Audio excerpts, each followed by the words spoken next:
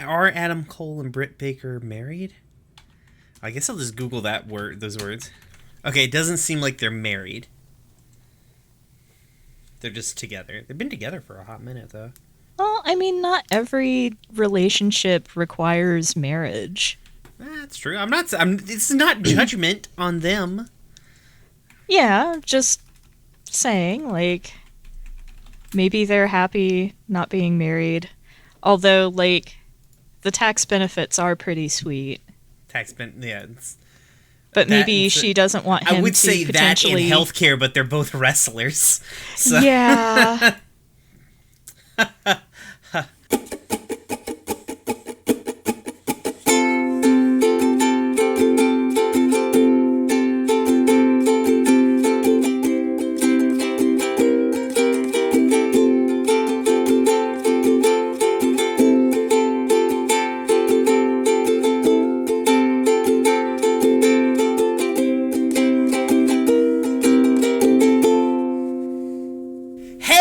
And thank you for tuning in to Gay Space Rocks, a Steven Universe watching or something podcast that watches Steven Universe. I keep wanting to do a follow-up because that's what I do on literally all of the other shows that I do.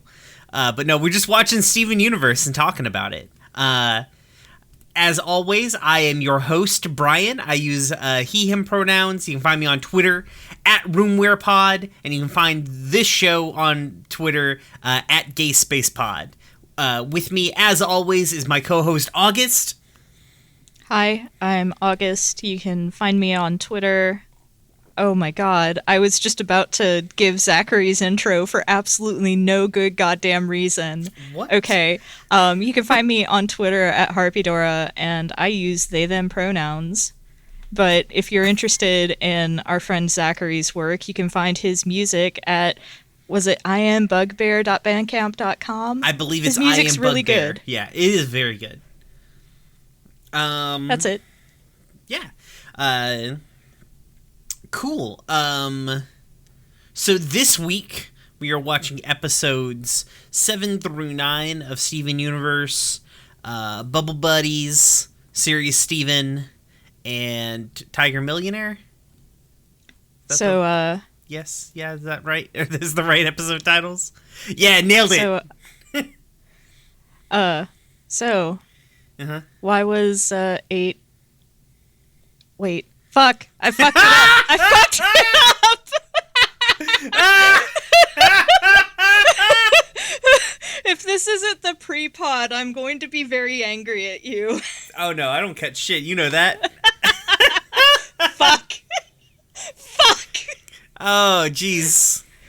It's just, I can't make the joke, so you have to because of what episodes these are. What? I don't get the joke. What's the joke? The punchline is because 7, 8, 9. Why? Because some number was afraid of 7. What number? Why was some number? I don't know. I don't remember because I am trying to fuck with you, but you don't know the joke so bad I can't do my own joke.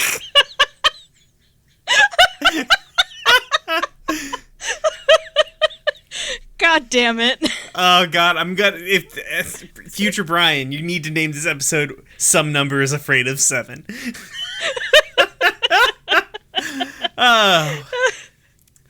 Okay, shit. so we continue to have like no real Steven Universe news. That card game we talked about in episode 1, its Kickstarter is live, but will be over by the time you hear this episode, so it's not actually a thing. I don't know if it's gonna get funded. It wasn't doing great. It was like almost there, but I don't know if it's gonna get over the end. Let me click the link. Yeah, I'm clicking the link now too. It's about 20 grand away on 8 days left. I mean, most Kickstarters see a huge bump right after they start and huge bump right before they end. So you never know. They could make it. I hope so. It actually looks like a pretty fun little game. At least the art on the game is very, very nice. I might back it. I might go ahead and back it just so we have it. Right? You said I could write it off on my taxes, and you're like a real adult who does their taxes, so. Oh my god. Cool. You watching any other weird media as of right now? For some reason, Anya and I have fallen down a rabbit hole of BuzzFeed Unsolved to the point where we have mainlined just about every episode. I don't know what that is. It's two guys who work for BuzzFeed sitting behind a desk in a darkened set, and they talk about and joke about either unsolved true crime or supernatural stuff. And with the supernatural stuff, they do Ghost Hunter style, like going and investigating shit. Oh, yeah, I guess that's cool. Yeah, I mean, it's entertaining. It's popcorn media. Yeah, sounds fun. Oh, they announced that Legend of Korra is going to hit the Netflix. Oh, When did Legend of Korra end? Was there any overlap with Steven Universe? Jesus Christ. The shipping to the United States for Beachapalooza is $13. Is that a lot? I Doesn't mean, seem like a lot.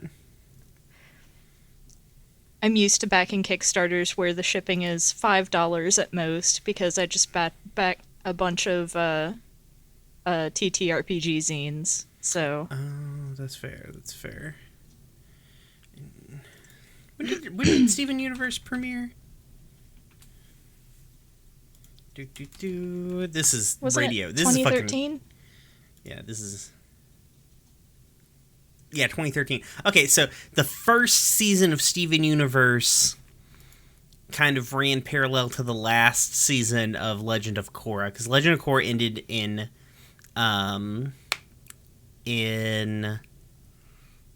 December 2014, and so that would have probably been around the time that the first season of, or probably season 2 of Steven Universe was going to kick off.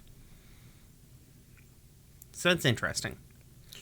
So I guess that's something. I don't know. I'll probably watch that when it comes out. I know that I tried watching Avatar The Last Airbender. I missed the Avatar The Last Airbender boat for some reason. But, so I never watched it. I was watching some of it on Netflix, and it's cute. It's just, like, not gripping me. Isn't to say that's bad. You get? I don't know, like episode 9. Yeah, I know first it probably season picks is up. a little wobbly. Yeah. I know it probably picks up, and one day when I'm bored, I'll probably watch it or something. The Legend of Korra seems more my interests. Like, the world seems more I like the idea of that same world progressed slightly, you know? Mm-hmm. So, I might check that out. Otherwise, I keep watching videos of people heavily modifying old video game systems and turning them into instruments. So that's my life most of the time. So, cool. I'm trying to get news for Steven Universe, right? Just like trawling the tags, like hashtag or just searching Steven Universe in Twitter and seeing what I get. Hey, Steven Universe Twitter, tag your porn better, all right? Just tag it. Like, lots of you don't. And, like, I don't care what weird stuff you're drawing as long as you're not a fucking creeper about it. But, like, tag it properly. So I'm not at work on my phone and like, oh, there's some gym titties. I'm glad my boss isn't here. So that's my PSA. This applies to everybody, but particularly Steven Universe's Twitter artists. So, all right. I guess we'll go ahead and we'll get into the fucking episodes. So, first up episode this week is Bubble Buddies. Connie is here.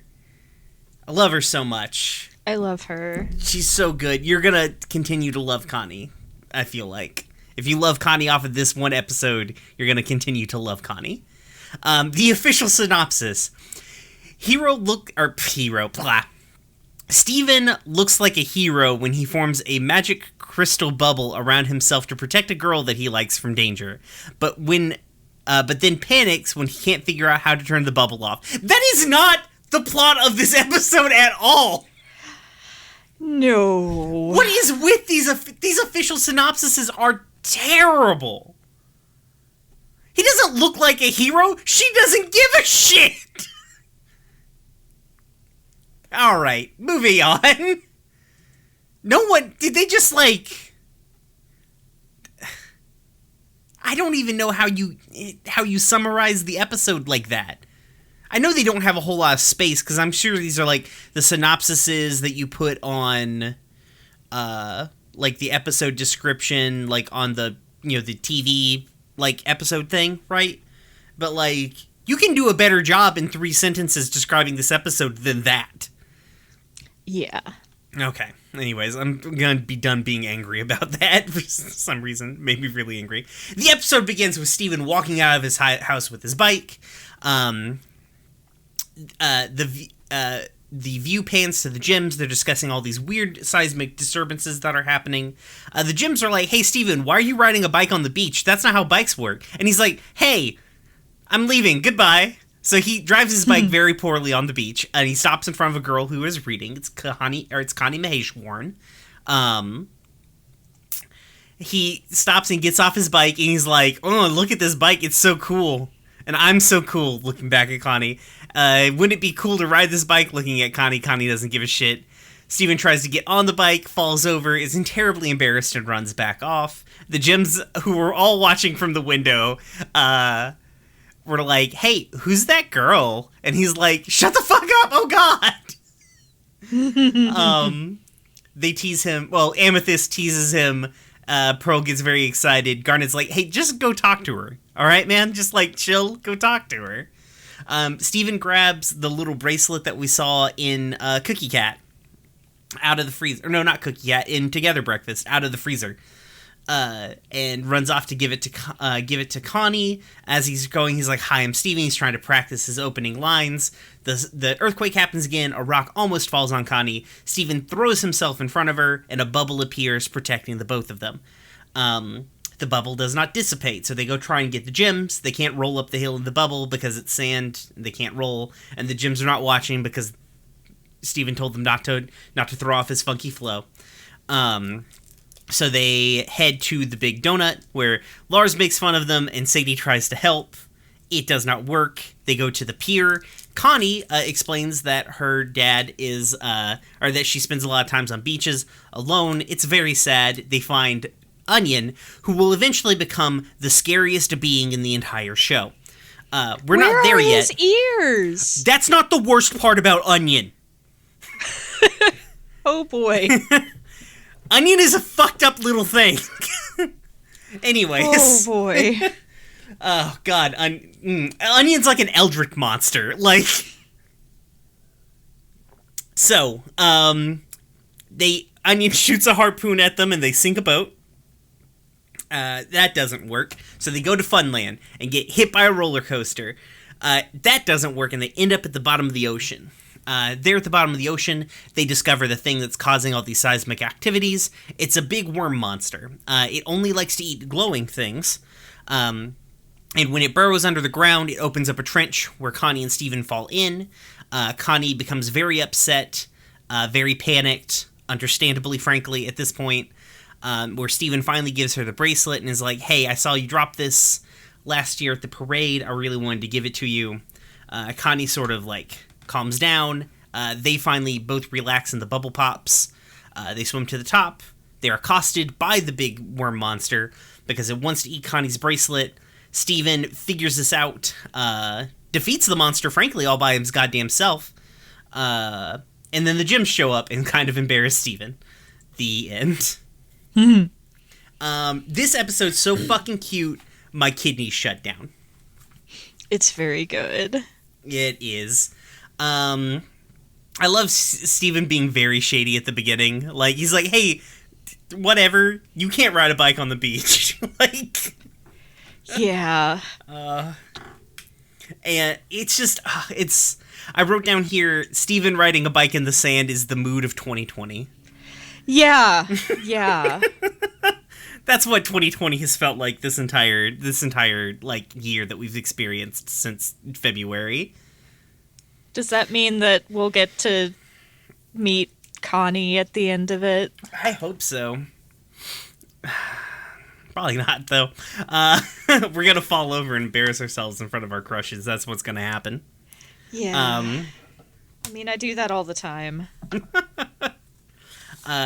It's the beginning of this episode is so, like, him trying to, like, get Connie's attention and do it. I feel like we had a question from Danielle about, like, Steven talking about his funky fresh flow and everything in our Discord.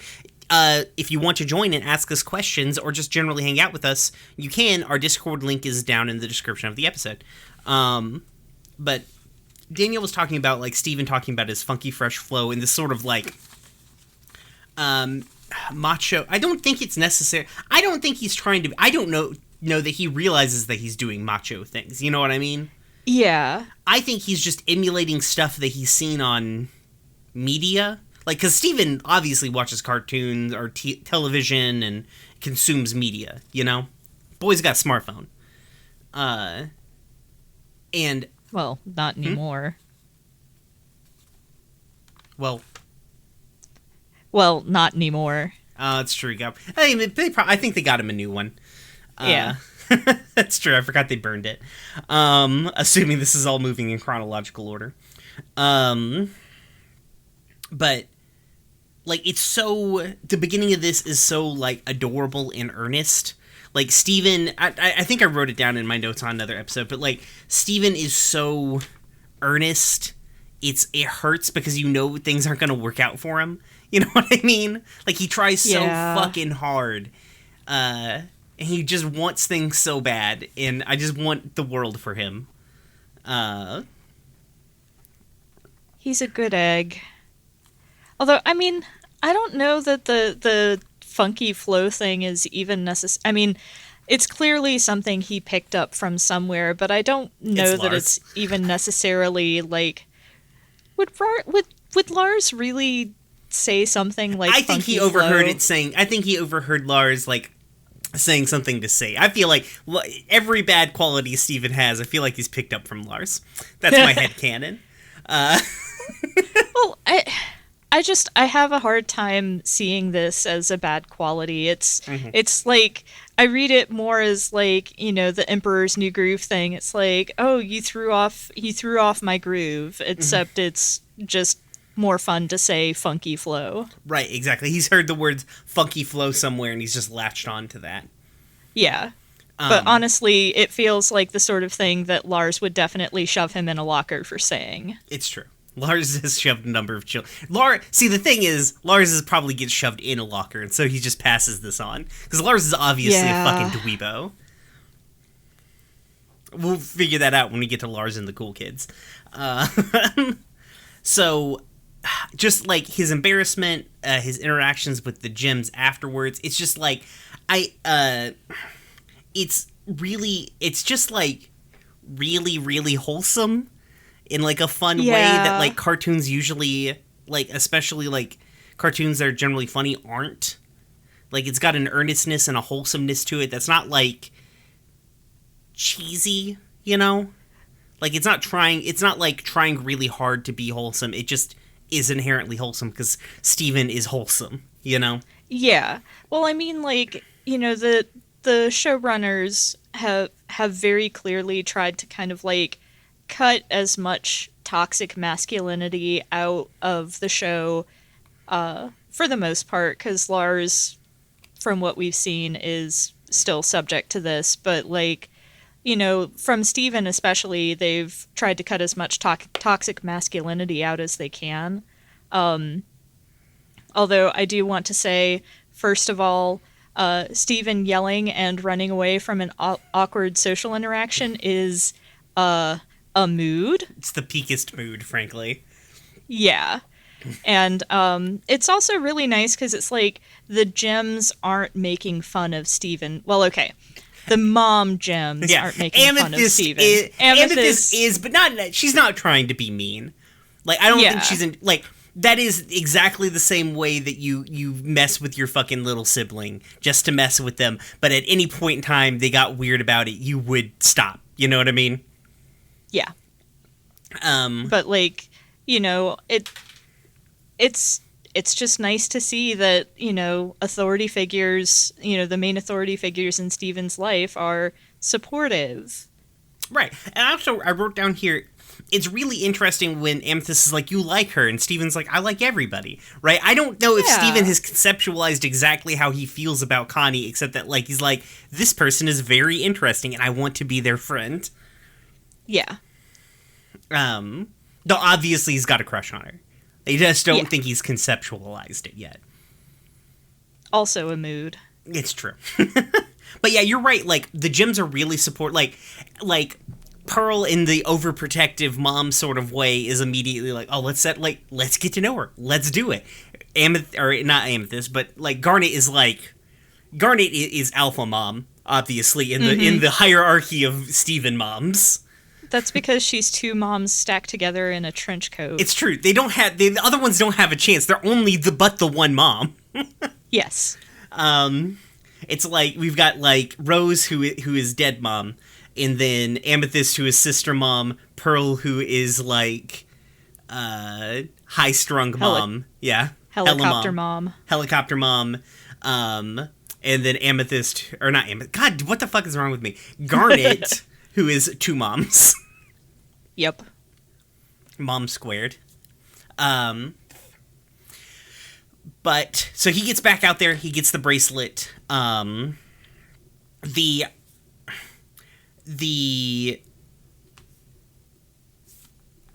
like that we're continuing this trend of like Steven's power. Like, we are reinforcing in this episode the correlation between like how Steven's powers work and his want and his need to protect the people around him. Yeah. And I mean, again, this is indicative because Steven's primary weapon, which we still haven't seen again yet, I think will pop up again soon, probably. But like his primary weapons are like a bubble and a shield. Which, you know, the bubble acts like a shield in this particular instance. So yeah, like the bubble is eventually has a bit of a different vibe to it, but for the most part only ever is like a protective item, which I think is very interesting. I wrote down here again, why the fuck is everyone so chill with magic? What the fuck? Yeah. Also, you know what? I know this isn't a thing I should give kudos for. It's a thing so simple that kudos should not be given. But hey, Steven Universe's showrunners, thank you for loving anime, but not going to anime with like Steven jumping on top of Connie. Yeah. Good fucking job, frankly. Yeah. A lesser show would have done that. I'm pretty sure lesser shows do that, even in Western canon with similar aged protagonists. Oh, yeah, absolutely. So good job for creating children who act like children and not like weird adults. Sorry. That's not on my notes, but I remembered it and I got impassioned about it. Well, I mean, it really helps that, like, you know, fan service isn't really a thing so far. It's true. I don't think it ever really... It becomes... There's a couple of jokes, I think, later in this season when we get to, like, Sugalite, that are pretty funny, though. Like, it's just, like, it's low-key things. Okay, but, like, if Jasper isn't, you know, fan service for people who like butch women, like, I don't know what is. They do they don't do gross fan service in Steven Universe. Yeah. The Steven trying to, like, go to find help and everything, he wants to make things right so bad, and it hurts me because I know he's gonna fuck it up, but I don't want him to. I just want good things to only ever happen to him because he just wants things to be good. Although it's nice that, you know, Garnet and Pearl and Amethyst did respect Steven's wishes. Yeah, to not throw off his funky flow.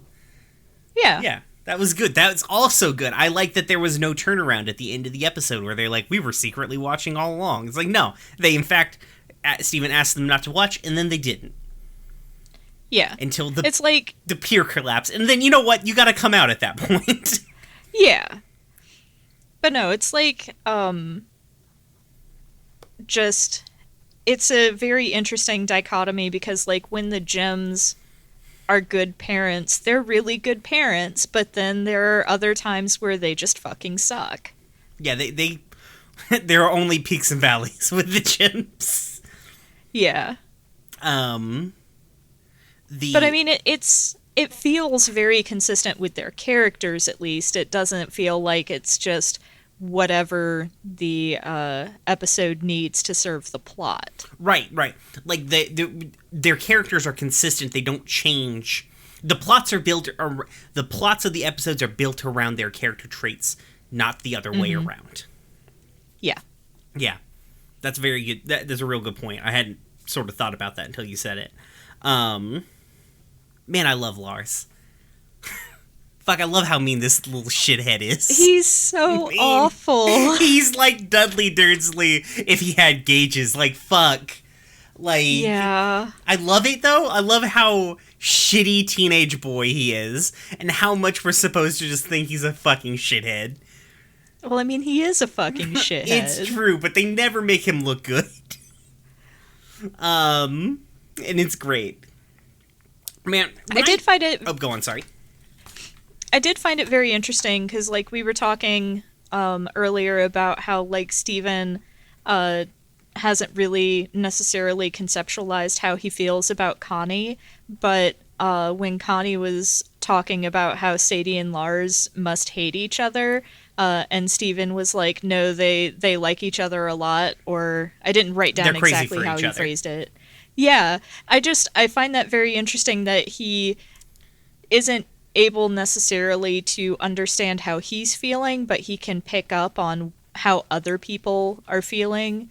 It was just an interesting juxtaposition, and I guess it kind of reflects how Steven kind of, his concerns are mostly for other people. Right. Like, I think the most selfish thing we've seen him do is, like, stuff his face full of cookie cats. Right. And I mean, that was more him just being, like, elated the fact that this thing that he loved is now back, you know? Or he has some. I would say, I could argue that some of this, like, him showing off in the cat fingers is a little bit, like, of that... Not necessarily... I wouldn't say that's selfishness by any stretch, but you know what I mean? It's, like, in that same sort of him kind of go... Like, when he's really feeling himself, he's feeling himself. You know what I mean? Mm-hmm. I think, like... That's a good point, like, I hadn't thought of. Because, like, we'll kind of... It comes up in a couple of other episodes, but, like, Steven loves, like, goopy romance bullshit. Like, he loves when stories have a wedding. Or, you know, or he likes, like, romance subplots in his shows and stuff like that. So I think that's an interesting character trait that they're kind of setting up here. But also that's a good point that you bring up. Like, it's interesting how that's born out of the character trait of, like, Steven being very aware of the feelings of other people and not necessarily focusing on his interiority all as much. Cool. Where was I? Lars is being a shithead. Oh, Lars is being a shithead. Also, I love the relationship of Lars and Sadie. It's gonna get fun as it goes along. Man, Connie's a fucking nerd, huh? Just like, she's the nerdiest little motherfucker. It's so like, it's like soul crushing as like a kid who also didn't have a lot of friends. Not because my parents moved around, but because I was a little fucking nerd. So now I'm doing a podcast about a cartoon when I'm 33 years old. Who's the nerd now? Anyway, it's me because, you know, I'm technically 2 years older than you, so. Haha. Tell Anya to give you a Spurly later. Oh boy. But like, it's just like, I like they're setting up that turn a little bit later in the episode, but also showing the similarities, I feel like, between the two characters. Because, like, Steven obviously has no friends his own fucking age. Except for Petey, who's definitely not Steven's age. Yeah. Petey's older than his dad, so. But like, they're also, you just don't see other fucking kids on the boardwalk. Like, it just seemingly there's not a lot of kids in the boardwalk. Also, maybe Steve, like, this becomes confirmed later, but Steven doesn't go to fucking school. Yeah, I was about to say that, because that's, I mean, I don't know, like, I can't imagine, like, Pearl really being down with the concept of public school. That's true. Also, how do you enroll him? Because Lord knows that motherfucker don't got no birth certificate. His mom gave up her physical form to create him. Like, oh jeez. bribe a midwife to say it was a home birth. Do you think Greg is that devious? I mean, that's not being devious, but you're absolutely right. And then, like, Garnet and Pearl and Amethyst don't necessarily have the know-how of, like, birthing options and legal systems to think to do that either, so... Right? Like, it's weird because, like, obviously, everybody especially in Beach City, everybody knows the gyms, everybody knows Steven. It's not like they're secret heroes protecting Beach City, especially as we'll find out, they, like, go to Funland. Like, you know, the people know the gyms. And I guess everyone's just okay with I guess they maybe just assume Steven's homeschooled by his weird aunts or something. I don't necessarily know if the people of Beach City, I know for a fact I do, but, like, people of Beach City don't necessarily conceptualize them as aliens. They're just Steven's weird aunts. Mm-hmm. But yeah. Fucking sad, lonely nerd Connie. Yeah, that's such a mood. Like, my dad did a bunch of contract work when I was growing up, so I was definitely the bookworm who didn't have a lot of friends because I moved so much. So, like, that's... Everything about Connie's everything in this episode was so relatable. It's true. It was a very relatable episode. Like, you could they did a really good job of making you feel for the characters and, like, become very invested very quickly in what was going on. I love that the kiddie coaster is named the Appalachian. Oh, I didn't notice that. It's named the Appalachian. Probably because it's tiny mountains. Yeah. It's great. It's adorable. I love it. I wrote down here in response to Connie being like, what happens after the bubble pops? We'll be free. I wrote down here, Connie at the economy. What happens after the bubble pops? I really wanted myself to say this quote I had in my head. Oh my goodness. Oh. Oh, also, I think it's around this point where Steven's just casually, tons of horrible accidents happen here every day. Yeah. Funland, it's unsafe. Yeah. Health Worker Safety Board's not in the Steven Universe world, apparently. No. I think maybe it's a little... I like the little jokes like this, but then also you've got, like, when you conceptualize in the wider world, you're like, maybe terrible accidents do happen here. This world's pretty fucked up. Yeah. The subtle horror and sometimes the overt horror of Steven Universe. Mm-hmm. When they hit the bottom of the ocean and they're walking along and Steven's just, like, desperately trying to salvage the situation, it is the most first date is going bad vibes that's ever existed.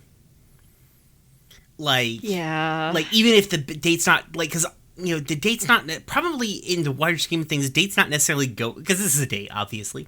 Like, this reminds, like, so when I first started dating Mary, we went to this restaurant, but Mary was so nervous that she couldn't eat.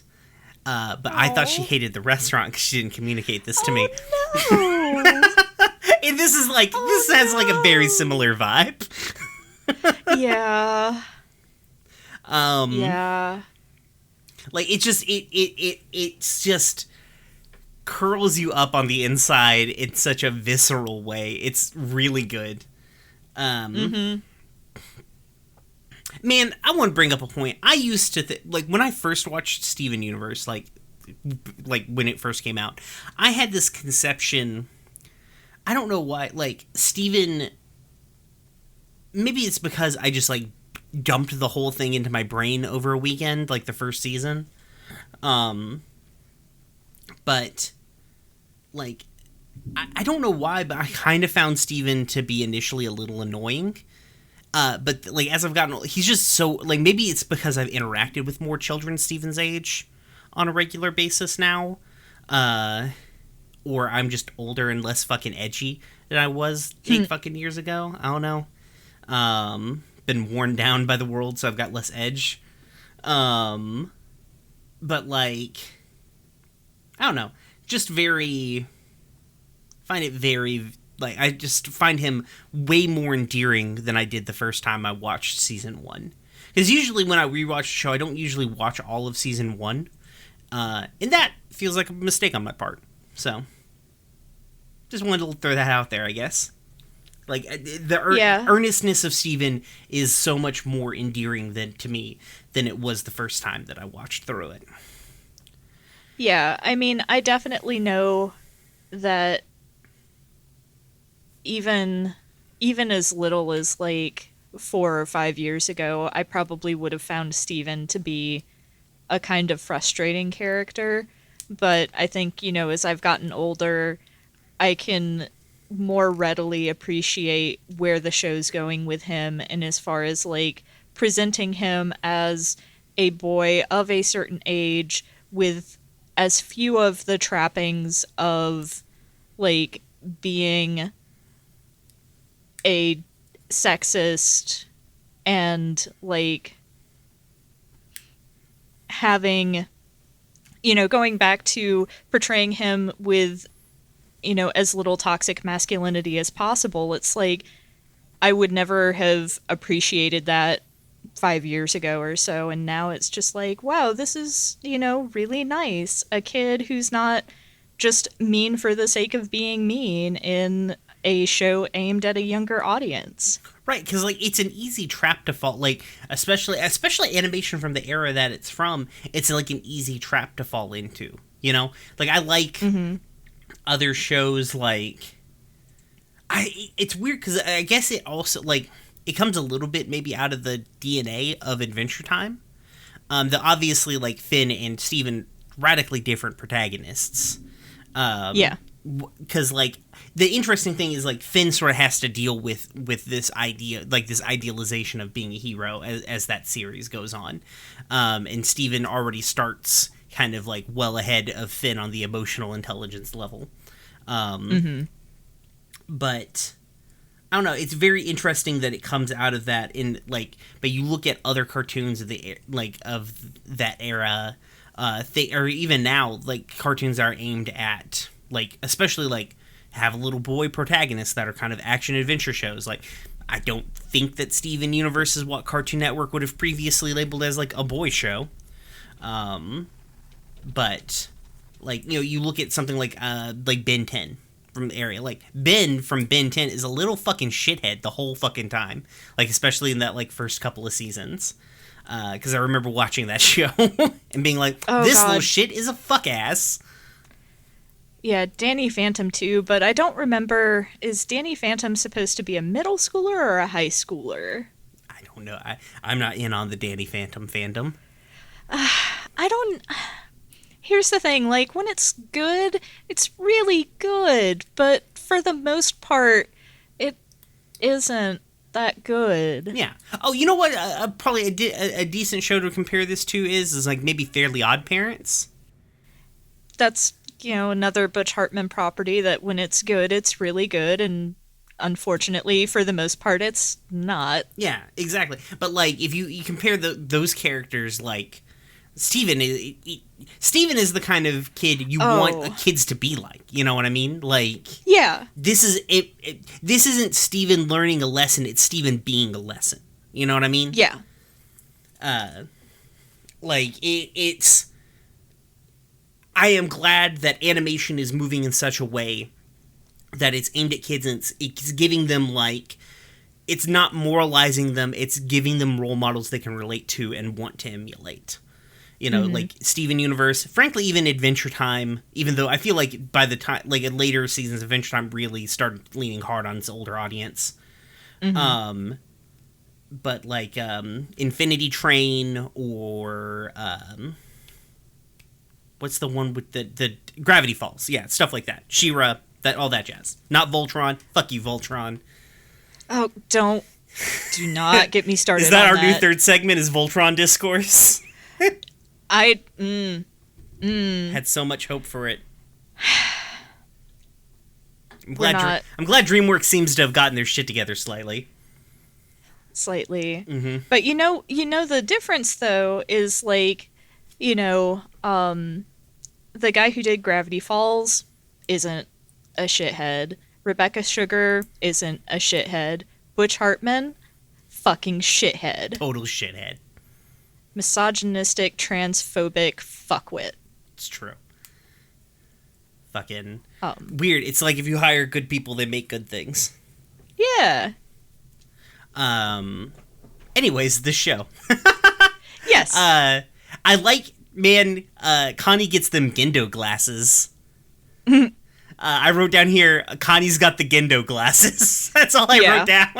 It's good. Like, I love seeing the subtle anime influence. You know what I mean? It's not going for, like, we're gonna be a Western anime like Avatar: The Last Airbender, where it's still telling, like, again, like a more serialized, but still, like, kind of episodic, more Western style cartoon in its storytelling, where Steven Universe is, like, leans real heavy in a more Western art style. But this motherfucker, this is an anime show. Yeah. Like, this is a slice of life fucking anime, for sure. It feels more like, it's got more of those tropes and everything in it. When they sink it down to the bottom of the ocean, like, it's Steven and Connie, like, Steven pulling Connie back from, like, her spiral, being like, oh, like, not trying to placate her, but, like, just being Steven at her, being like, all right, I've got to stop. He stopped putting on, he started being himself. Like, he realized there was a problem and he needed to help her. It's really good. But go on, sorry.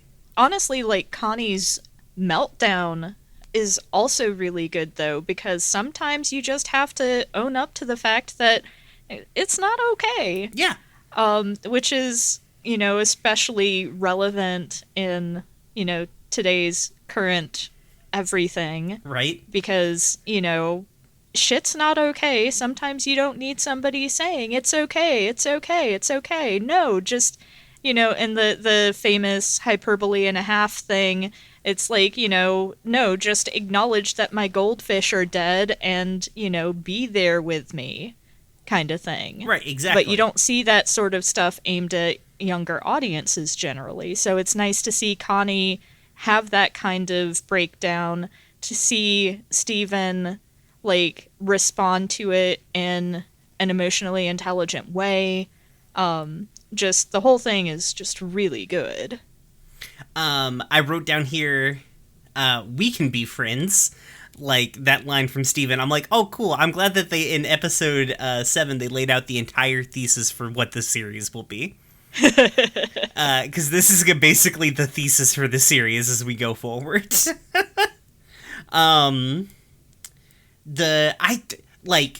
Steven throwing himself on the grenade of the giant worm monster, like, not even second guessing it, being like, yes, I'm this is what I have to do. I've got to save Connie. I can fix this, you know? Mm-hmm. Very big, very good vibes. I wrote, I guess in response to Steven giving her the bracelet and them all laughing together, I wrote, fuck, they are cute, with 4 exclamation points. Yeah. Then Steven saving Connie, I wrote, Steven's a good kid, because I've got the most detailed notes in the world here. And then I wrote in all capital letters, cute hand holding. That's it. Those are the rest of my notes for the episode. So, I do want to skip back a little bit Mm-hmm. to when Steven was telling Connie about like finding her bracelet and wanting to meet her and stuff. I thought that it was really nicely framed because like with lesser creators that sort of arc would come off as creepy and stalkerish, but this is just really sweet, and you trust Steven not to be shitty about it. He genuinely just wanted to be her friend. Right. He actually wanted to give her bracelet. Like, at no point do I ever feel like Steven was being a weird, like, he's so earnest, it's hard to think of him having an ulterior motive to wanting to give her bracelet back. Yeah. Like, he just genuinely wanted to give her bracelet back, and he wanted to meet her. And like, I don't think there's anything wrong with, like, wanting to go up and talk to somebody you find interesting, as long as you're not a fucking weirdo about it. But, like, it is really, like, and again, we're back to, like, that's the anime plot right there. This is our fucking, like, shoujo anime meet cute, you know? Mm-hmm. Like, and it's just like, ugh. It feels so fucking good. This is an episode of Sailor Moon. This is an episode of Sailor Moon happening right now. Except she probably wouldn't fight a monster at the bottom of the ocean. It would just be some kind of, like, vaguely queer-coded bad guy that we would all love. Yeah. You know. Yeah. Now I'm just trying to figure out which Sailor Connie most closely maps to. It's probably Neptune. Okay, I'll believe you. Yeah. I'll see for myself. We'll have to revisit this during Connie episodes. I feel like she's very much Sailor Neptune. That's the blue one, right? Which blue one? Neptune is the gay blue one. Well, okay. Yeah, you're gonna fucking need to narrow that shit down. The textually gay blue one, as in canonically in an established relationship with a woman, blue one. Everybody else is relatively subtext. But they're Mercury. I was thinking of Mercury. My bad. Okay. She's Mercury. She's Sailor Mercury. I can see that. Yeah. She's an adorable nerd that you only want good things to happen to. Yes. So yeah, I like the Jim's coming in at the end, and Amethyst being like, "Well, introduce us to your little girlfriend." So good. I love Amethyst. She's so good. I love her so much.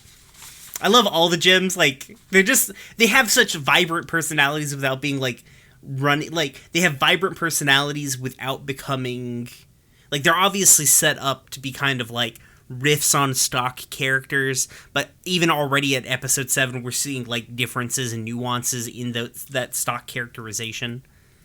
Mm-hmm. This show's good. I forgot this show's really good. All right. Would you like to move on to Serious Steven? Yes. Okay. Serious Steven. Let's see what the official synopsis is on this one. Steven tries to prove himself to be a worthy crystal gem to Garnet while they navigate their way out of an ancient gem maze. Holy shit! That's the plot of the episode! It only took them 8 episodes to get to the actual episode. The official synopsis writers watched exactly 1 episode of Steven Universe, we can tell so far. So the episode begins with Steven with I think a flashback. It doesn't say 2 weeks before, like 2 weeks before. After the end of the cold open, it says 2 weeks later. Okay, sorry, my bad. So it's cold open. Steven's laying on the ground at Funland. Chaos is all around him, and then like bam, 2 weeks later, the Jims are going on a mission. Pearl is like, be careful, Steven, don't fucking die. And Steven's like, listen, I'm gonna be fine. She's like, why did you bring a ukulele to this gym adventure? He's like, I don't know. It's a mood. Man, yeah, that is such a mood. God, anyways, they end up in an ancient gym battlefield that has been grown over by wild strawberries, even though they're huge, and no one remarks on the fact that they're gigantic. Again, art in this show is so good. Especially background art. Best backgrounds in the fucking business, baby. So they make their way to the temple, and Pearl is very doting. Garnet is like, let's just be chill. Just like, chill out. Amethyst is just kind of there this episode, I'm not gonna lie. Pearl mentions an incident, or Pearl talks about how this used to be an ancient gem battlefield, and how it's so nice that it's been grown over. We come across a giant temple. They enter the temple. It has a very interesting, like, it has this very deified or sanctified like vibe to it, and then Steven immediately shatters that by playing with the echo. So Steven touches like a thing in the middle of the temple. They get sucked up into the temple. Pearl is like, this is too dangerous. Steven, you can't go anywhere. Amethyst is like, come with me. Pearl's like, Jesus Christ, no. Garnet's like, listen, Steven's gonna go into the temple. He's gonna come with me. You've got to be serious, Steven. Steven's like, I'm gonna be very serious. They go into the temple. It's a series of death traps. Steven is more and more put upon as they go through the 3 different death traps. He seems very kind of sunken and sallow. Pearl mentions the teacup ride. Steven's very defensive about that. Finally, they get to the last room. It's very intense. It's like a fucking Uncharted level. Steven has a flashback to the teacup incident. Basically, they get on this big giant teacup ride. Steven has a bad time and then jumps off of it. Middle of the ride. There's no seatbelts on this motherfucker. I guess horrible accidents do happen all the time at Funland. Jesus fucking Christ. Put some seatbelts in there, Mr. Smiley. Chaos ensues. Basically, like, Steven lands on the control center. Shit just goes haywire. They get back to the center of the room. Pearl and Amethyst are there. No one can seem to figure out what's going on with the temple. They go through the rooms, but only ever end up back at the central chamber. Steven basically has a panic attack, and he's like, I can't do this. It's this exactly like the Funland incident. And then he has an epiphany. It is like the Funland incident. They're being spun around. Garnet punches right through the floor. And it turns out that they are, in fact, being spun around. Steven pulls the gem out of the gem-powered machine. The temple explodes. Steven sings a little song and is attacked by butterflies. Star wipe. Okay. I have digital notes this time. Let me get those pulled up. First of all, fantastic cold open. It was great. I loved it. It's really evocative. It's like really, really evocative. You're like, what the like, if I didn't know what the fuck was happening, like, you want to know, like, what the fuck is happening here? It was just, it's so good. It lasts all of, what, like 30 seconds, but tells you so much. Right? Like, it's... Like, I know I think I've harped on this in literally every episode, but they do such a good job at, like, packing stuff in without feeling... Like, these episodes never feel like they're only 11 minutes long. Like, they always feel like you get a full episode's worth of content in every episode, you know? Like, they like, it's all thrill and no fucking filler, basically, every episode. Even though this is probably the most fillery episode that we've watched so far. Yeah. And I mean, I feel like that's reflected by the fact that I don't have very many notes on this episode. It's true. Mine are like... There's very subtle... Like, the world building is really good. I think, like, the low-key, subtle background world building is really good in it. Like, this is an ancient gem battlefield. Wait, what? There was an ancient gem war? And then, like, there's a big mural on... Did you scope the mural that's on the inside of the temple? Yeah, like, I did. Rose Quartz fighting some big monster? Yes. Yeah, so, you know, it's, like, dropping some solid hints that we'll eventually come back to, but, like, we're not lingering on them. We're like, yeah, some history's happened. There has been a history. It was a violent one, in fact. But, like, we're not there anymore, you know? We're only in cleanup at this point. I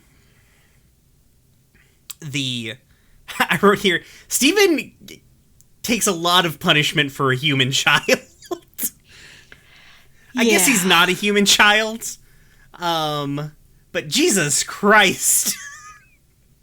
Just, like, slams into everything. Yeah. I mean, I guess he's not, in fact, an actual human, and, you know, he's seemingly incredibly durable, from other stuff that we've witnessed, but holy shit. I don't know in what response to what, but I wrote down, God, these episodes are cute. This is a good palate cleanser trio after, like, the fucking horror show from last time. Yes. Thank God. Yes. I don't, we're gonna get into more horrifying episodes, I think, actually, next time. But, nonetheless, this is these are very cute, these are very good palate cleansers, and I think the nice thing is with Steven Universe, even when you get to air quotes filler episodes, like, I've always been on the side that, like, the towny episodes or the air quotes fillery episodes of Steven Universe aren't ever really that. Like, they're just character spotlights. Like, they're not pushing the plot along, but they're giving you a reason to give a fuck about the plot. Because if you don't give a fuck about these characters, you don't give a shit about the plot. You know what I mean? Mm-hmm. And I think they do a really good job, because this feels like a Garnet spotlight episode, even though she doesn't say a whole lot. She's not very verbose, right? But Garnet is like full-on supportive mom vibes, like big mom vibes. She's the biggest mom. Physically speaking, she's a very large mom. Yes. I think at one point I wrote down wife city, wife city. I don't know why in that regard, but I did write that in regards to Garnet. I guess this whole episode, frankly. I think it's when she parkoured off of floating objects and then shoved her, like, landed so hard her feet embedded in a vertical wall. Yeah. I like that Garnet is, like, very, like, going back to Garnet being, like, very supportive by comparison to Pearl, who's not trying to be mean by any chance. She is not trying to be condescending or limiting on Steven. She's just very worried about him. Yeah. Because, in fact, he's a squishy human child, and they're aliens. Yeah. And I her concerns are valid, but I like that Garnet isn't like, Pearl, you're being hysterical. She's like, listen, she says it in a way that's like, Steven has to do this stuff. He has to experience these things. If he's going to be a crystal gem, he has to do the crystal gem stuff. And if Garnet's with him, it's not like she's never going to let anything bad happen to him. Except, I guess, he did almost fall on fire, and then there was all of the spikes. A number of bad things almost happened to Steven now after I said those words, that I think about it. It's fine. He's fine. He's fine. It's fine. Yeah, he's fine. I think this is also kind of continuing kind of I feel like kind of the arc of these 3 episodes are showing, like, Steven, kind of like in Frybo and Catfingers too, like, the main theme that we've gotten so far in the show is, like, Steven earnestly trying to prove himself. Like, he is ready for things. He can do these things. He doesn't, like, look at me, I can do, like, he wants the crystal gems to see how good he is, you know? He wants people to see, he wants to fix problems, he wants to prove himself constantly, and it's, like, it hurts me inside, frankly. I don't know, I feel like I'm just kind of, like, rambling through my notes at this point. Like, there's honestly not like, it's a good episode, but it's not a meaty one. Yeah. Like, the main things I wrote down were just kind of, like, quotes that I found entertaining. It was a very good quippy episode. Yes. Definitely always never touch magical things. Mm-hmm. Pearl sitting in the teacup ride with the little Teapot. teapot going, I misunderstood the point of this ride. I did also want to say that Garnet's willingness to throw her loved ones is admirable. She'll just throw a motherfucker. Yeah, she'll just do it. She doesn't need any justification or provocation. And also, how many gem temples is Steven going to directly or indirectly cause the destruction of? Because we're 2 for 2 now. I think this gem temple was partly an illusion. Because it seemed like a large portion of it was made out of light constructs. Because, like, it dissolved into the gem. The gems are made out of hard light. Ah. Yeah. I don't think that's a spoiler, but they explain their physiology. Like, they're made out of hard light. And so I think obviously there were physical parts of it because like rubble exploded, but I think like the inner workings and stuff like were primarily like hard light. Seemed like to me.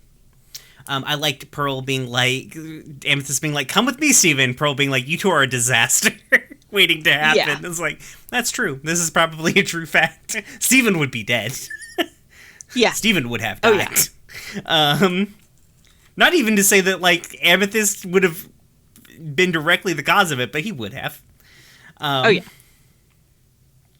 I like how immediately Pearl realizes that she made a mistake when Steven mentions the teacups. Like, she's like, oh, no, I've, like, immediately, like, no, like, immediately goes to being like, oh, I've pushed him too hard, or I shouldn't have said that. Like, it's very good, because Pearl can be kind of naggy, frankly. Yes. But I like that, like, again, it's showing characters fucking up, but then apologizing or trying to, at the very least, like, make good on those fuck-ups, which is good. And, like, it's a small and subtle thing, but... Oh, also, the music in this episode is fantastic. I loved the music in the room where they have to step on the lighted panels and then Steven steps off of it and the music change was phenomenal. It is so good. God, it's just like they nail so many parts of this show. Like, again, I feel like Steven Universe, you can feel the DNA of Adventure Time because Adventure Time put a very big emphasis on music in its show. And Rebecca Sugar wrote a lot of songs for Adventure Time. I think she primarily wrote she wrote a lot of Marceline songs in Adventure Time, but like, and she writes like she wrote like the original like the theme for this show. Apparently, like part of the music creation process will be like sometimes obviously like background music and stuff, like the composers whose names I can't remember off the top of my head. But the like kind of the in-house composers for Steven Universe, they do a lot of that stuff on their own, obviously. But when there's big songs or something like that, it's a collaborative process between Rebecca Sugar and the composers. Like they work back and forth about like nailing like vibes and tunes. Like she'll send them like little ukulele demos of stuff that she wants. So it's very like music. This show real good with music. Just fucking like it slaps all the time. The composers were explaining at one point in time that they have kind of like they've given all of the gems have their own musical components. Like Amethyst is very drum heavy music when it's just her themes, and Pearl is very like symphonic and violins, and then Garnet is very bass heavy, and then Steven is like chip tunes. But they've designed them in such a way so they can put it all together at one time, and you can actually hear them like doing that blend in the "We Are the Crystal Gems" theme song. It's very interesting. Like they do really good job doing compositional work for this show. And that's it basically. No, but seriously, how many gem temples is Steven going to cause the destruction of? And does this thematically represent like the way that Steven chooses to engage with his heritage as a member of a force of aliens that are colonizers. That is really interesting. I don't know if that's I can't remember how many more temples that Steven destroys, but I think at least one more. Okay. And then, kind of the show begins to move away from the Monster of the Week sort of vibe that we're on, and into more of a fully serialized storytelling thing. So there's less, go to the fancy location. But Steven does eventually start sort of contending with that colonizational, aspects. I think it's after kind of the mid-season point of this season that he really starts to, because, that's when shit starts to get heavy. The heaviness starts to flow in about midway through this, season 1. Because, right now, they're really just kind of laying the groundwork for the world. Which they need to, because it's a weirdly complex history. But they dole it out to you in a very slow way. That's pretty much it. I don't have anything else, frankly. Yeah. Yeah. It's a good episode. It's just not a meaty one. Yeah. All right. Moving on to Tiger Millionaire. One sentence synopsis. One sentence. Steven joins Amethyst in an underground wrestling league, which I guess is the plot, sort of. Yeah. Yeah. I mean, but it's one and done. Nailed it in one. So, the episode begins with the gems returning to the temple. Pearl is yelling at Amethyst for being too childish on their mission. Steven is covered in gunk from a blood polyp. Fucking gross. Those are bad words together. Which he considers fun at first, but then it hardens and he kind of gets stuck there. Amethyst and Pearl yell back and forth at each other, and then Amethyst sort of looks to Garnet to be sort of the tiebreaker into air in her favor, but Garnet's like, you need to fucking act more serious for real. Amethyst gets very upset about this and runs to her room. Pearl and Garnet leave, leaving Steven stuck statuesque in front of the refrigerator. Later that night, Steven's fallen asleep in his weird body cocoon. Amethyst is seen sneaking out of the temple. Steven falls over and is freed, thank God. And he follows Amethyst. Amethyst turns into a big wrestler called the Purple Puma, and she's fighting in the Beach City Underground Wrestling League. She beats the shit out of the Loch Ness blogger. That's a good gimmick, and I need somebody to take it in real life. Who is Ronaldo in a Loch Ness monster head. Hey, Luchasaurus, I've got a pitch for you. What if you became the Loch Ness blogger? So Steven talks to Amethyst after it, and she's like, listen, I just kind of do this because, I feel very stifled at home. And here, if, people can't really tell me what to do, but, people enjoy my antics, basically here. And Steven's like, please let me join in. Amethyst agrees. Steven puts on the persona of Tiger Millionaire, who is basically a jungle philanthropist, I think, more or less. His dad owned a coconut mine, so obvious heel heat there for me. He and Amethyst return to get into the tag team league. Steven is less of Amethyst's tag team partner, more of her heel manager. But they really, they say popular heel in this official Wikipedia thing, so they use heel face dynamics. Good job with this Wikipedia for knowing wrestling terms.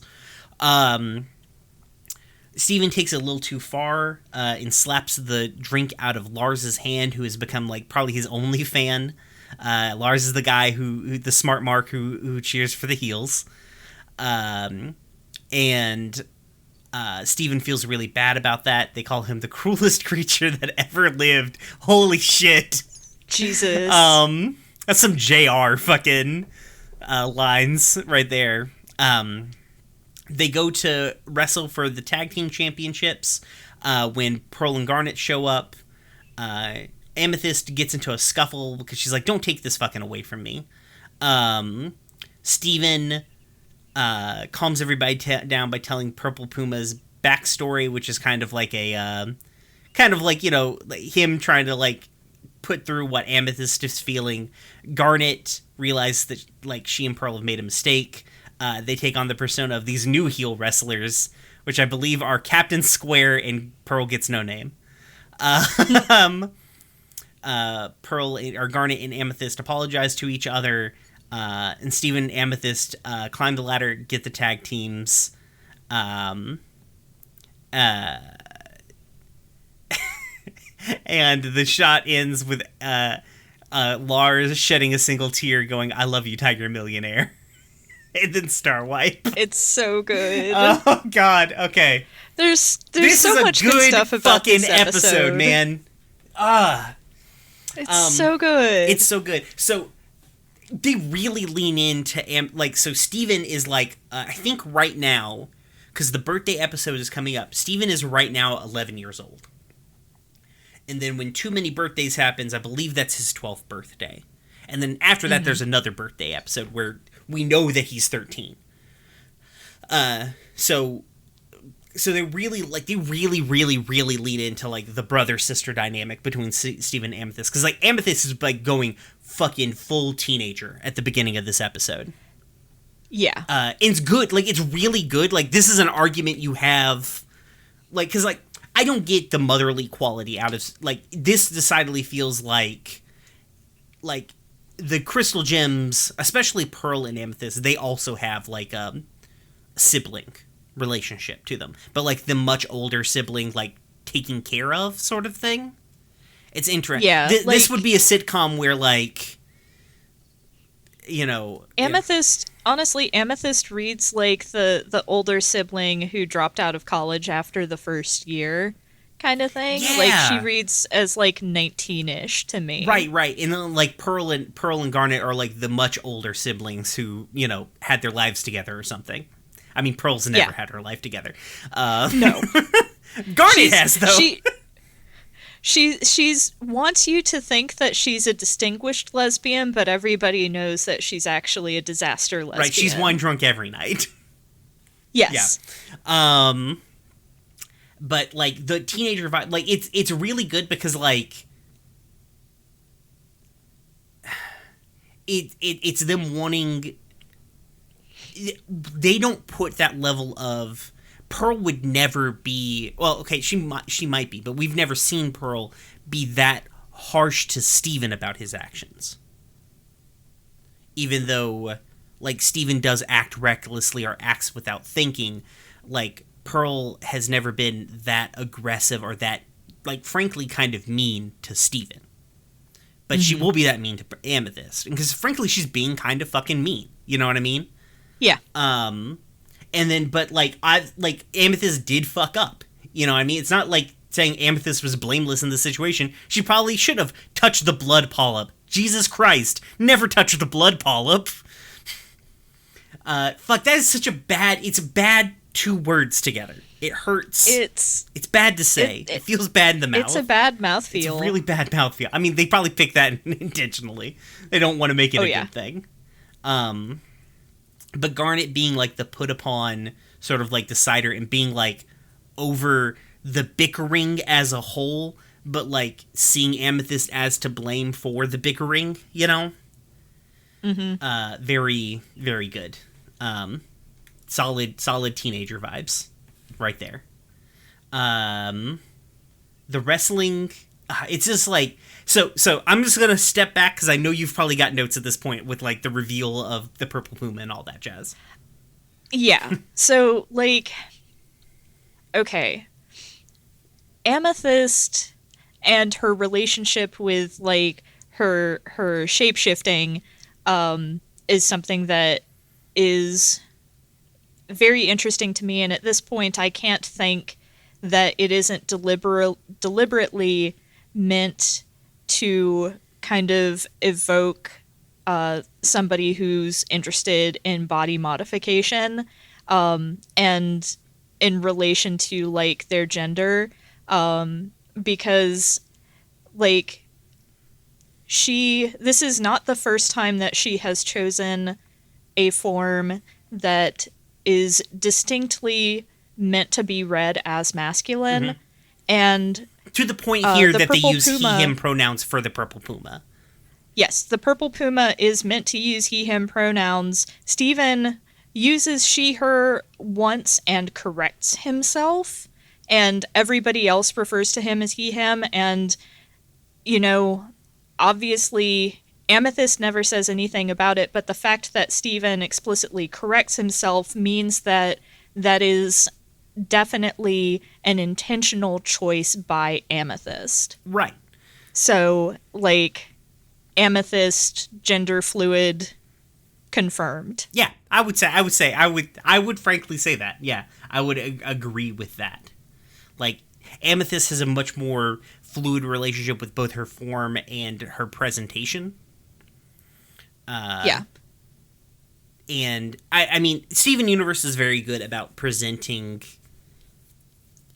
like, non-binary or, like, gender-fluid characters. We're going to get a very big one later on in this season, like, much later into this season. And then way later in, like, Steven Universe Future, like, we have, like, a non-binary character in Shep. And we see other non-binary characters as well, ones that, like, identify with they, them pronouns. Yeah. Well, like, Stevani canonically uses they, them pronouns. Yeah, that's who I was saying. I didn't know you knew about Stevani, so I didn't want to spoil Stevani. But yeah, Stevani uses I've they, lived them on the internet long enough. That's I know true, I about guess. Stevani. Like, Stevani uses they, them pronouns, and just from the jump uses they, them pronouns, and no one ever questions it or there's no weird figuring it out. Like, everyone's like, yep, all right, cool, non-binary, they, them pronouns, let's go. And then when if Steven fuses with other, like, Steven eventually fuses with all, like, it's a fucking anime, so eventually Steven fuses with everybody, right? Yes. And, like, when he's fused with, like, Garnet or Pearl or Amethyst, like, those characters also use they, them pronouns. Oh, neat. Yeah, and then Shep, eventually, this isn't like Steven Universe Future, Shep is, like, we're introduced to a character, is straight up and down just a regular human that uses straight they, them pronouns, which is nice. Yeah. And is referred to explicitly as somebody's partner. Like, it's really good. Solid. But yeah, like, Steven Universe, we had some stumbling blocks, especially in Cat Fingers, but this is what I was kind of referring to. I didn't want to, like, spoil it for you, but I felt like they come at things they come at this same idea a couple of different times, especially when it comes, like, your body and your relationship to your body and your presentation and all that jazz. They come at it more than a few times, and I feel like they've got more hits than misses on that regard. Yeah. Yeah, this episode definitely sits a lot better with me than Cat Fingers did in that regard. I think they had an idea in Cat Fingers about, like, Steven pushing his powers too far and didn't think about the wider conceptualization with it. When I think going into this episode, they did. Like, the shape-shifting was paramount to this plot. You know what I mean? Yeah. Yeah. I mean, listen, the fact that they took the swing at all and did a pretty job, frankly, especially when this came, 2014 when this came out? Something like that, yeah. So, pretty... Frankly, a character who just who shifts between masculine and feminine pronouns just in 2014 is a pretty big fucking deal. That I've never hear people. Everybody talks about Stevani. Stevani's a big fucking deal. A canonically non-binary character. Big deal, frankly, and does deserve the sort of praise. But I don't hear people talk about, like, Amethyst's relationship to gender as much, because I guess primarily she uses she/her pronouns, but. Do we ever see the Purple Puma again? Yes. Oh. Yeah, there's a follow-up episode way later in the series called Tiger Philanthropist. Nice. And also, Purple Puma kind of becomes, like, Amethyst's go-to battle form. That's cool. Yeah. We'll see the Purple Puma. It's not necessarily, people aren't like, the Purple Puma is there, but Amethyst will shift into this form on a pretty regular basis. Okay. Well, I just meant more like the Purple Puma as a character, because, like, you know, if this is just a one-off thing, then it's easy to not really, like, internalize the fact that, you know, as the Purple Puma, he uses he, him pronouns. Right. So, yeah, Purple Puma comes back specifically in a Tiger Philanthropist, like the kind of sequel episode to this. Nice. I don't know if there's no more wrestling spotlights after that. The plot is really like starting to hit by the time Tiger Philanthropist comes around, so there's less time for like fun wrestling diversions. Yeah, that's sad. Yeah, it's true. Man, Lars and Sadie are definitely on a date, right? Like, they're on a date. They've got to be, right? Like, Sadie is the girlfriend who's been drugged to the wrestling show. Well, Like- is she the girlfriend who's been drugged to the wrestling show, or is she the friend who's been drugged to the wrestling show who is there because she's pining? That's a good point. I feel like maybe it is that second thing. Like, at least she does seem to be enjoying herself, so it's not like she's, making herself miserable. Yeah. For it's just like the. Yeah, I Sorry, like go that ahead. occasion. Oh no! I like that she's occasionally bored. Like, as a person who's gone to a number of fucking indie wrestling shows, sometimes the matches are boring. Especially at the more rinky-dink it is, the more likely it's just like some guys who this is like their 5th match ever, and it's like a bunch of headlocks and crisscrosses, and you're like, I see what you're doing here, guys, but I'm gonna check out. I'm gonna go look at the merch stands. I'll be back. Yeah. But yeah, I just wanted to point that out. Like, the progression of like Sadie and Lars as our continuous background characters is always very fun to me. They're pretty cool. They're pretty cool. I like them a lot. Steven and Amethyst just bonding really hard over like being like, God, our parental figures. Jeez. Yeah, I loved Steven's impressions of Garnet and Pearl. Those were absolutely adorable. They were such good little kid things. Just trying to relate to your older sibling, like Yeah. So good. I like Steven explaining his massive backstory for Yes. Tiger Millionaire, and Amethyst being like, I think Pumas are cool. And I wrote down here, those are literally the only 2 types of backstories in wrestling. Yeah. Yeah. Either very elaborate or I wrestle. Yes. There's no in between. You're either The Undertaker or Daniel Bryan. Like, Yeah. It's good though. It's really good. I wrote down in that first match where, like, Steven's like, that's against the rules. And he's like, there's no rules in wrestling. I'm like, bullshit, there's rules in wrestling. What's this ECW bullshit? Yeah, but Purple Puma's a heel, so there are no rules in wrestling. That's fine. I feel like Beach City Underground is just ECW, and Steven hasn't been like, we just don't get to see Steven taking a fucking thumbtack bump or something. Like, like bringing it like the thing, you talking about Sadie being like the pining one where like Lars gets the tie and like Sadie's like cute little smile at Lars, like, romance. Steven needs to lean into being a heel better. MJF would have taken that drink, signed it, then thrown it on the ground. Yeah. Gotta watch good MJF promo. But there's no better heel in the world than MJF. MJF is so fucking good. Yeah, but I mean, Steven is too pure. It's true. Although, like, I have written here, holy shit, Amethyst, are you okay? Because of the conversation that they have right after that, with the, I only feel how I want to feel. That's a lot. I wrote down in response to that, good angst. I mean, the interesting thing is, we don't really resolve that in this episode. We No. get to kind of a Band-Aid resolution, but like, I feel like they're setting that up as a core conceit of Amethyst's character. Mm-hmm. That she does not feel good about herself. Yeah. And I Which, think, again, that's some good trans person feels. Yeah, exactly. And it's related to a lot of things. And it kind of comes back, I think it's called I can't remember if the episode's called The Kindergarten, but we'll go to The Kindergarten.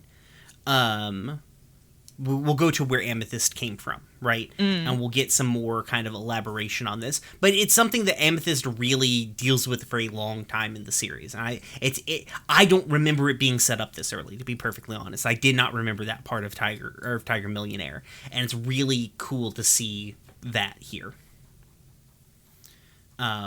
And it's interesting that they pay it off a little bit, but not fully, so we can come back to it and realize, like, okay, so this is a deeper thing. This is a character trait moving forward. Mm-hmm. I wrote down that the other team is basically the Von Erichs. I don't know if you know who the Von Erichs are. They're like they're like a 70s, 80s wrestling family. But these motherfuckers look straight up like the Von Erichs. I think the fight, God, like that fight between Amethyst and Garnet is like anime as shit. Like it's just immediately anime. Like fucking Dragon Ball Z has arrived. Yeah, it was very good. I found it very interesting that neither of them appeared to really be holding their pulling their punches. Right. Like Amethyst is legitimately mad at Garnet for trying to take this away from her. I mean, she throws the first punch in the fight, but like Garnet doesn't try to de-escalate. She wants to fucking fight too. Yeah. Which is good because I think that mutual apology at the end is good because it means that both of them wanted this fight. Just because Amethyst threw the first punch doesn't necessarily mean that they both did not want that fucking fight to happen. Yes. Absolutely.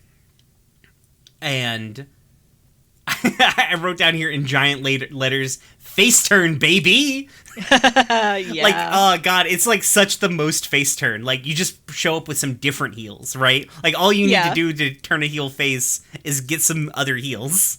Yes. But like the little story is really sweet. Like, it's very, it's very Steven of like, I feel like Steven wrote this backstory after having that conversation with Amethyst.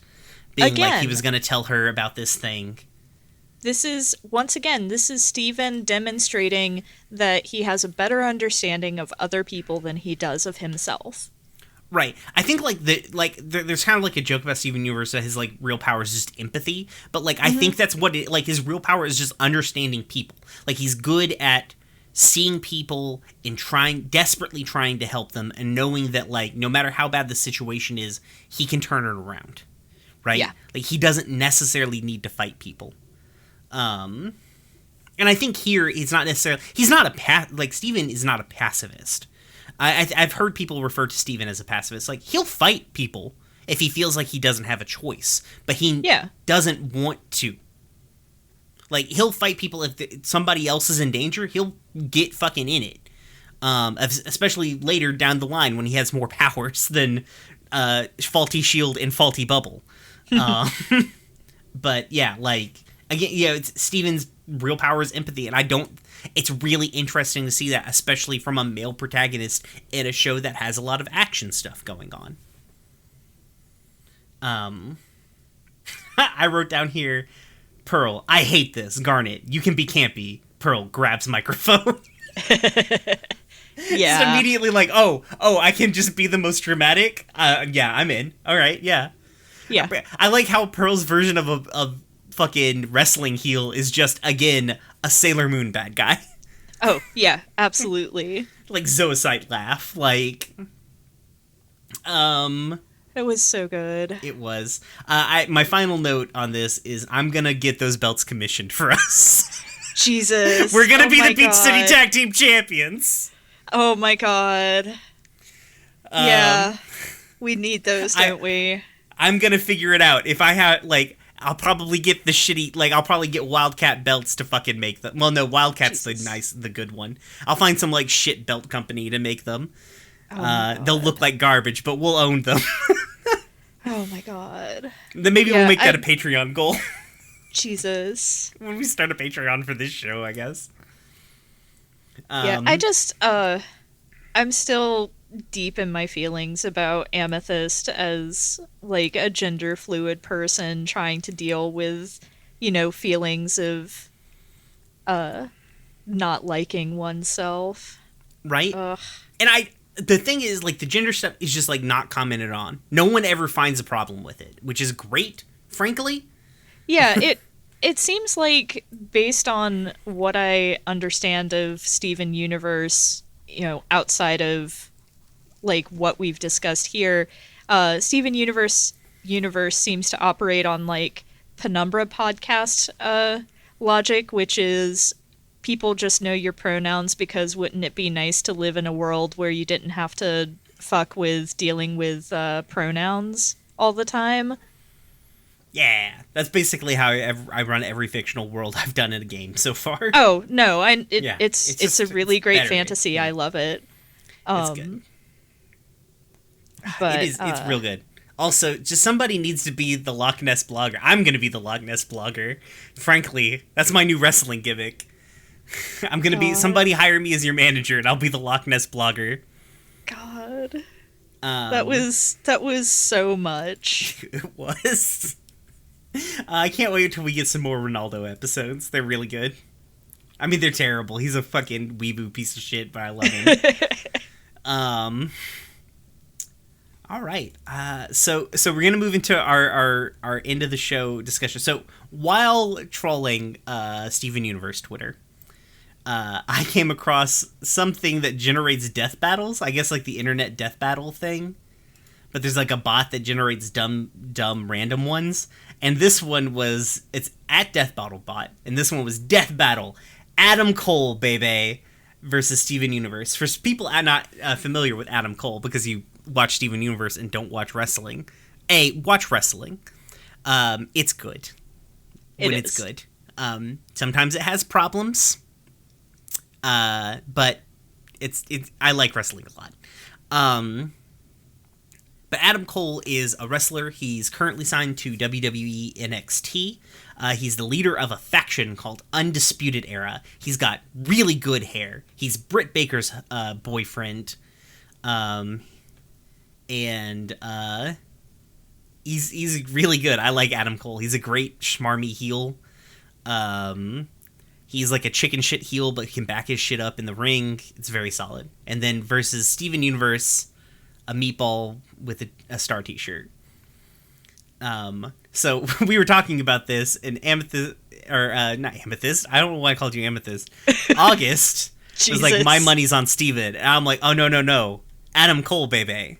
And here's why. Okay, so Adam Cole is a heel. Yes. He is obviously, the Undisputed Era have been involved in literally every one of his matches. So, the Undisputed Era is going to get involved. I know that the Crystal Gems have superpowers, but they're not going to be able to use weapons.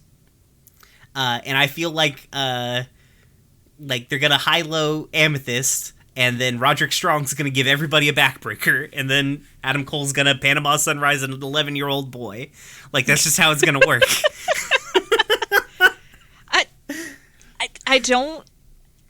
Okay. So here is, I don't see Adam Cole beating Steven. Like, Adam Cole is not going to deliver the finishing blow to Steven. But I can see, because like nobody is going to let anything happen to Steven. Amethyst, Pearl, and Garnet would not let anything happen to Steven. But like, they could do a pinfall on one of the other Crystal Gems to win the match. Like, I would buy that. But see, here's what I'm thinking. Here's what I'm thinking. Like, you book it's your typical 3-match structure when you're booking it. So like, it's Adam Cole versus Steven Universe initially, and Adam's got to win because you got to get that heat. You know, you got to get that heat for the series, right? But it's because of interference from the Undisputed Era. Like Kyle O'Reilly. Roderick Strong gets up on the apron, and then Kyle O'Reilly and Bobby Fish like high-low Steven, and then Steven gets up into a last shot, right? He doesn't even have to be sitting. Like, Adam Cole just knees him in the back of the head because he's a child. I don't know why we're having an adult man beat up a cartoon child. But well, Kenny Omega can do it, so... It's true. No, he did not lose to the girl. He didn't. He was like deep in heel Kenny Omega, so he totally like owned that child, but it was still a really good match. It's true. Yeah. She's still wrestling it, and she's great. But then you get the second series where like the Crystal Gems show up. Like maybe it's another singles match between Steven and Adam Cole, but this time the Crystal Gems show up, stop the Undisputed Era from winning, and then Steven gets the pinfall, probably because like Garnet punches Adam Cole so hard in the face he goes through the ring in a cartoonish cutout. But then, well, we've got one faction now. We've got the Undisputed. Now it's faction warfare, right? And there's only one match. War Games, baby.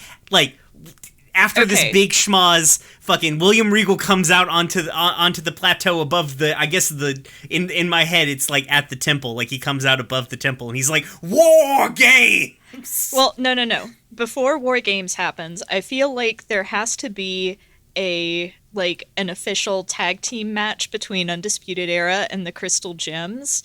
And what's going to end up happening is Undisputed Era is going to win that one because Purple Puma gets the Crystal Gems DQ'd. Right. Because he brings out a chair in the middle of the match. Oh, maybe they Eddie Guerrero him. I don't know if you know, I don't know if you've seen this. So Eddie Guerrero had this spot that he used to do where he, when the referee's back would be turned, he would, he'd get a chair, he would hit it with his hand, drop it on the ground, then fall down like he'd gotten hit by the chair, then get his opponent disqualified. God. Adam Cole would do that. Oh, yeah. It'd be so good. Eddie Guerrero was really good. I love Eddie Guerrero. Pearl would do the Sheeta thing though, and get a chair and look like she's going to use it, but then use it in a completely legal manner. Right, she'd Sabu off that motherfucker. Oh yes. But then War Games, Crystal Gems versus the Undisputed Era, live at Beach City. Yes. And then the Crystal Gems would. I feel like they would win the series. Obviously, you got Undisputed Era doesn't get heat by beating an 11-year-old and 3 aliens, really. So yes, they look good. Adam Cole always looks good at War Games. Also, I think almost every War Games match since NXT has started has been the Undisputed Era versus some people. Except for the women's War Games match, I think that's the only one that hasn't been the Undisputed Era v somebody. Well, it's because they're a built-in faction, so, you know. Yeah, this last time was Undisputed Era, and then I know Ciampa was there because of the whole thing with getting to the top of the cage, but I don't remember who else. I think it was Keith Lee. No, Johnny was wrestling in a different match. Yeah. Was this when Johnny was injured? I think it was when Johnny was injured. I know Keith Lee was in that match. Because Keith Lee, whoop whoop. I think it was Matt Riddle and the Broserweight, Pete Dunne. Yeah. Or maybe Pete Dunne was maybe, because I remember the one before that was the Undisputed Era versus Ricochet and the Viking Raiders and one more person who might have also been Pete Dunne. Because I remember that was when Ricochet did 900 off the top of the cage, but he overshot, and Adam Cole, like the good wrestler he is, just stepped back and caught Ricochet full in the face to keep that motherfucker from dying. Jesus. It's the most, Adam Cole doing the math in his head, oh, no. So he steps out of the pile of guys to catch Ricochet and just kind of opens his arms and, he takes a flat back bump, but, he keeps because if Ricochet had missed, he would have kept rotating, which was the problem. Mm-hmm. And so he just takes Ricochet to the face. Yeah. Because Adam Cole's a very good wrestler. So yeah. So that's us fantasy booking the Undisputed Era versus Steven Universe and the Crystal Gems. It was a good series. That pay-per-view was great. Yeah, it was good. That's that's at least 3 takeovers. This is the new Ciampa Gargano. Ooh. We gotta we can tease the Crystal Gems breaking up with Amethyst maybe joining the Undisputed Era. Oh my god. Yeah, it's good. And then she makes like in war games, like she's like the last one out of the weird shark cage, right? And so you've got that confusion. So yeah, that was dumb. This is the dumbest thing we've ever done. This is not the dumbest thing we've ever done. I'm sure that Metal Gear Monday is the dumbest thing we've ever done. Yeah. Or at least something we've said in Metal Gear Monday. All the pegging. Actually, no, the dumbest thing I've ever done was the attempt at the joke at the top of the episode. True. I completely blocked that out. Wow. So yeah, next time we will be watching episodes 10, 11, and 12, which are Steven's Lion. Ooh, pretty stoked for that. Arcade Mania, which might be another light episode, frankly. I think I've seen that episode. It's where Garnet gets really into a game called Meat Beat Mania. Yes, I have seen that episode because I just remember the announcer for the game being like, "Get ready to beat your meat," and it's like, oh, that's the most that like it's a hilarious like that is dumb blue humor that frankly I can get behind. Fair. And then Giant Woman. We get our first motherfucking fusion next time. Hell yeah. Hell yeah. So just go ahead and watch that. If you have any questions that you want to ask us about these episodes or some previous episodes, go ahead and either add us on Twitter. It's Gay Space Pod, or join our Discord. We've got a really cool Discord. Even if you're not into our other shows and you just like this show, though I can't imagine you're listening. At least at this current level, you're listening to the show and don't listen to our other shows. It's not me trying to humble brag on our other shows. It's me downplaying this one. But if you want to come talk to us on our Discord. The link is in the description below. Our Discord's very cool. It's got some great people. We talk about all kinds of bullshit. We rarely talk about our podcasts, frankly. We mostly talk about food, and memes and cursed content and weird like pets. And we got like our air quotes over 18 thing is always just cursed bullshit, frankly. Yeah. It's good. It's solid. We got a good Discord going on. I'm not gonna lie. It's frankly the thing I'm most proud of out of all of this podcasting is this good Discord that we've created. But yeah, if you want to talk to us, hit us up either on Twitter at GaySpacePods. You can hit me up at RoomWarePod. Where can they find you, August? At Harpydora on Twitter. Check out our other shows. I'm on The Room Where It Happened. We're both on Dumb Kids Playing Hero. I'm on Follow the Leader. All of these are actual plays, so if you aren't already listening to one of our other shows and decide you want to try them, know that the other shows involve dice. Sometimes. Rarely. They're very character driven. So if you like our ideas about characters, you'll probably like our shows, to be perfectly honest. Yeah. Let's see. I guess that's it. Hopefully maybe we'll find some news. Maybe we'll back this Kickstarter and we'll get this little game. I mean, I backed the Kickstarter, so... Oh, did you? Okay, cool. Yeah. I am not going... I feel like we only need one copy of this game between the two of us. I mean, here's the thing, like... Are we going to be able to see each other face to face to play this game by the time it comes out? Who fucking knows? I mean, we can probably be, like... That's a good point. Thanks for making me fucking sad, August. Sorry. Oh, we can't play even if we had two copies, it's not like we can play it over the internet with two different copies of the game. I don't think that's how it works. Yes, it is. You just feed it through Discord. Alright, make a Roll20 compatible version of Beach Palooza. Yes. Game Maker. Jeez. But yeah, talk to us. Be safe out there. World's of fuck. Man, it's a bad time. So, be safe. Fuck capitalism. Go home. Love you. Bye. Stay home. Stay Bye. home. Peace.